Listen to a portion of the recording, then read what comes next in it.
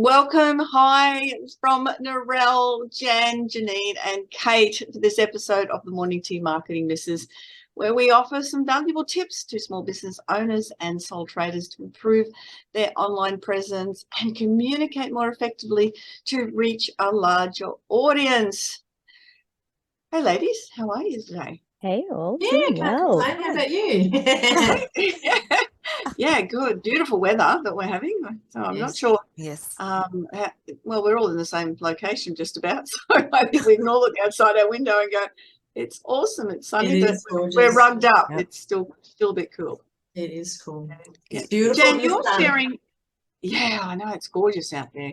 You're sharing your expertise, and we're talking balance this month. So I'm Indeed. really looking forward to hearing about what you're going to share. I learn things every single time we have a conversation with everybody. So it's Terrific. great.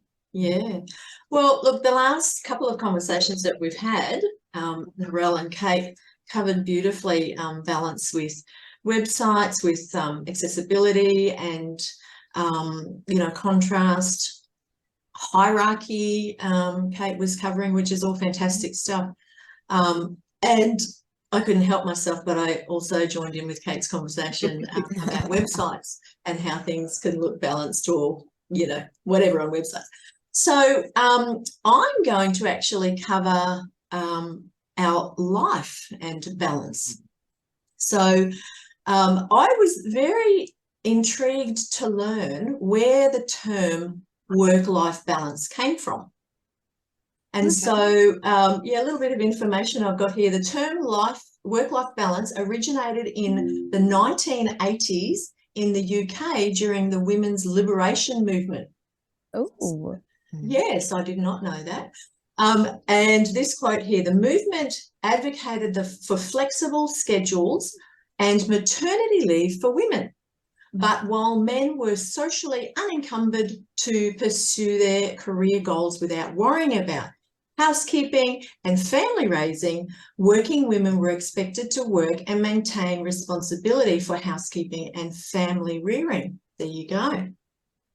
But since then, its influence has permeated across the world, with work balance being a core component of a job. In fact, we've got LinkedIn. Everybody knows about LinkedIn. They surveyed over 25,000 recent graduates in 2014 with the question, what are your top 5 factors when considering a job opportunity? Now, these students were aged between 18 and 30, and the question was, what do you care the most about in a job? 52% of people said good work-life balance. There you go. Even above the 48% that said excellent compensation and benefits. So people are more concerned about a great balance between their work and their life than what they are, how much they get paid. And I thought about when we went through COVID, lockdowns, people are really more concerned about their life now, that they will take a pay cut, earn less money to make sure that they are living a better life. Which I think it is very, very interesting. So I thought that was pretty good. But what work-life balance allows for is only 2 areas. So it's work and everything outside of work. So, but you hear people talking about, what balance means in life. So one thing I read said it means having enough time for school, work, family, and community. And while having balance in your life is definitely a good thing, it might even be better to strive for balance in your health. So that would support what everybody was thinking through COVID. One writer was talking about the 7 aspects of a balanced life, and that was research shows that a balance amongst the 7 dimensions of well-being leads to a fuller, more satisfying life. The 7 dimensions include physical, intellectual, environmental, vocational, social, emotional, and spiritual health. So they're all really great aspects of our life, and they're all very important. But a few people were just basically mentioning 4 aspects of a balanced life: physical fitness, which is exercise, nutrition, and lifestyle. Emotional fitness covers attitude, language, and story.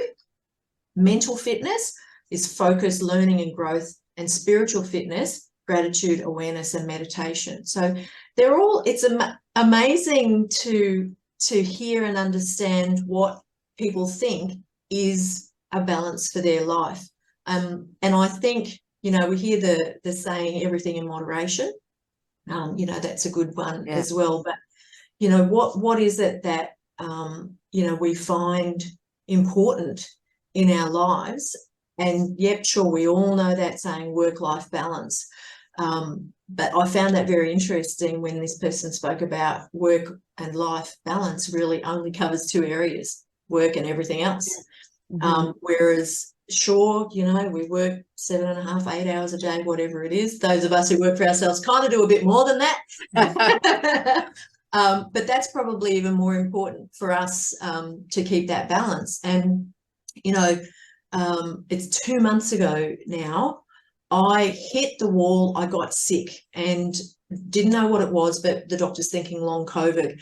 So I had COVID last year, and it's like every time I get sick now, it behaves like COVID. So, you know, I got people phobe, right? I didn't want to be around anybody. I was wearing my mask again, and I've been carrying the little tube of hand sanitizer ever since, you know, lockdown and all that kind of stuff.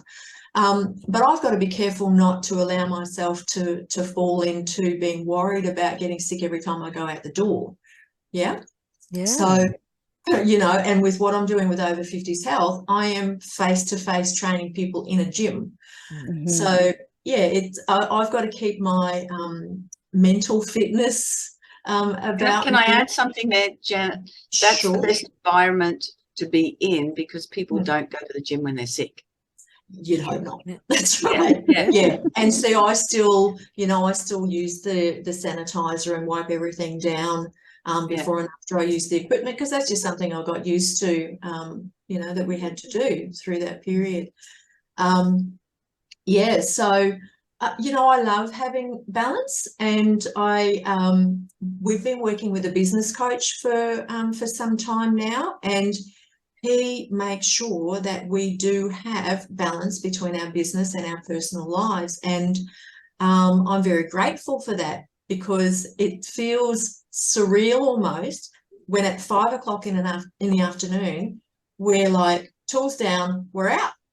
And it's like, okay, the sun's still up. Winter, it goes down 15 minutes later, but, you know, we're out of here when the sun's still up. So what's going on with that? So I really love it. And, you know, we have date night once a week as well, which is something, you know, that is relatively new to us now. So I'm really enjoying the balance that we have with our business and with our personal lives. So I totally recommend it. Nice. And balance means different things to different people. And that's a really great topic, because when I run my planning and goal setting, that's one of the things that we discuss as a priority. And it means different things to different people as you go through those definitions, but it's also had different periods of people's lives as to what balance can be. You know, you're a busy mum with young kids, and you're you know, going from your job to home to look after the kids, to your balance is very different than, because your values are different too. And that's the important part, isn't it? What you value is to apply to time to participate in. At different stages, there's different higher values. So when I know, you know, I'm like Narelle, I don't have okay, it's young, got the opposite end, doesn't have the kids at home. But I don't know, we all have, but you haven't got the kids at home, which means that you haven't got those sort of pressures on you, and you can put some more time into time out and time off.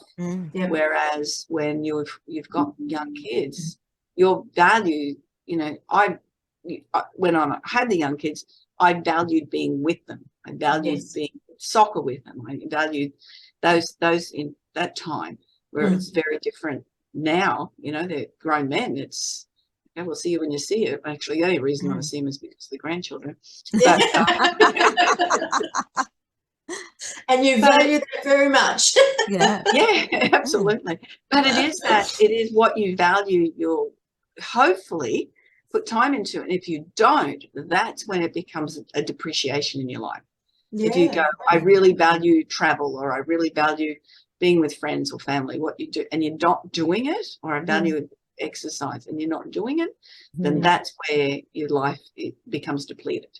But it even comes down to what you do in your leisure, because sometimes I'll think, oh, you know, that's such an interesting documentary. I need to watch that. And then I get caught in it and I really concentrate on it. And it's probably not the right time because I'm really tired or whatever. And I should really use judgment and balance to say, you know what? It's not the good time to do this. I need to put a break on it, go watch some brain dead stuff, listen to a book, whatever, Have a nap. come back, have a nap. Yeah. Yeah. Yeah. For me, sitting around a campfire and you know, Oh. and new experiences, the two highest values I have in my life, and I've done a lot of work figuring this out, are new experiences and giving and receiving information. That's I can't do those two things, then I'm at an absolute loss in my life. They're such a high priority. So yes, that's it. For me, those are the things. So unfortunately, I do what I do as a job in my business. Yay. But it's those new experiences, and it is that travel, wherever that might be. And finding that balance. Yeah. No, and that's great that you've been able to identify that instead of, you know, just bouncing around aimlessly. You know, I think, like, for me, especially as we're getting older, time is very important. And so having that balance where we get time to ourselves, but also, you know, short time is needed on our business, time is needed to look after our health, but also our family. Like, you know, I have grandkids as well. So I just absolutely love getting to have time with my grandkids, and because in a blink of an eye, they're 10 years old, you know, so that's very important, and what I see as part of my balance in my life. Yeah, most definitely. I love it. I think it's a great reminder, and it's not evenly distributed. That's one of the important things to remember when you look at those 8 points or however many points you prioritize. It's not evenly distributed. It's what you need to be doing at the time and things, you know. So for retired, it changes. It's a very different space to be in. But as I said, for me, then when I'm doing the training, it's all about values. What you value. Make sure that that's a priority, because that will be benefit to your physical and mental health. Oh, absolutely. Yeah. And emotional as well. Yes. Yeah. Yeah, because it's like filling your bucket, right? If you're filling what you need personally in your life, you know, to satisfy those values, and those values support the activities that you get involved in your life. If you're doing stuff in your life that are not in alignment with your values, you're not feeling fulfilled, you're not feeling balanced, in my opinion. No, that was excellent. It was funny. We're talking about the generations with the wanting the balance, and I ran a workshop on the weekend about generational, how to communicate generationally. And yes, work-life balance first came up with the Gen Ys and Gen Xs particularly, and the Zoomers also. More so, baby boomers didn't know what it was about. They just went to work and did what they were told, didn't we? But the Ys and Xs, it started with the Ys, which is around that era that you're saying, the 1980s, and their parents, and then the Ys more so, and then the last 3 years has proven that it is. And the Zoomers is that they tend to set 27-year-olds, and they're coming through as this is a big priority. There you go. I have one client, and their company actually has a life-work balance policy. They switch it the other way and make life the priority. and all of their, Mm. they don't have traditional employees. Everyone's a contractor and Yeah. everyone works on their own terms. They set their own hours. They work from where they want, wherever they want to be in the world. And yeah, it's about life over work. And they So just that achieve was- their KPIs and so on and their tasks. That's That's it. terrific. Yeah. Yeah. Yeah, that's Yeah. really cool. I I love it. think you could probably even expect better productivity because the employees are happy. They've got their tasks, their goals set, and they go about achieving them. And yeah, I think that's good. That's something that we like to try and implement a little in our business as well. Yeah. Awesome. I know people that have been working from home are now being forced back into the office. And, Yeah. and I'm saying forced because they don't want to get back in the office. They want to they want to continue. Yeah. And they feel they're a lot more productive at home Yeah. than they Yeah. are with disruptions in the office. Yeah. Mhm. Yeah. Yeah. Disruptions and distractions. Yeah. Yeah.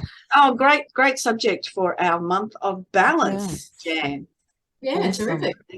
Yeah, really cool. And that's another conversation with the Morning Tea Marketing Missus. And remember that you can get in touch with any of us. Our contact details are on YouTube. You'll find us there. Please subscribe, leave a conversation, leave a comment, and let us know what you enjoyed, what you took away. And we love hearing from you. So bye-bye from now from Narelle and Janine and Jan and Kate's gone already. There she is. Sorry, all the Wi-Fi went down. And I'm not sure, it's changed all around in my screen. Yeah, we have to It probably is in Narelle's. Yeah. We're signing off now anyway. Okay. All right. Bye-bye. Let's See you next time. you joining us on the Bye next all. conversation. Bye.